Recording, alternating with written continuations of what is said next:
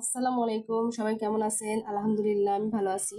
আজকে আমি বটবড়ি আর আলু ভাজি করব। বটবড়িগুলো এইভাবে কেটে ধুয়ে নিয়েছি। কড়াতে তেল গরম দিয়েছি, দিয়ে দিচ্ছি পেঁয়াজ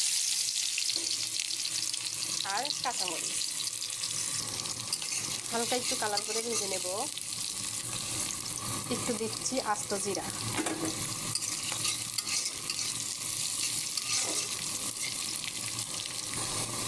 এখন দিয়ে দেবো বটবড়ি।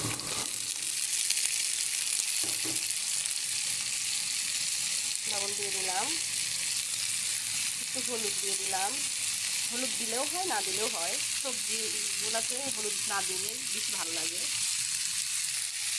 ভালো করে নেড়ে করে একটু ঢেকে দেবো। সামান্য একটু পানি দেবো, একটু ঢাকনা দিয়ে ঢেকে রাখবো। দেখুন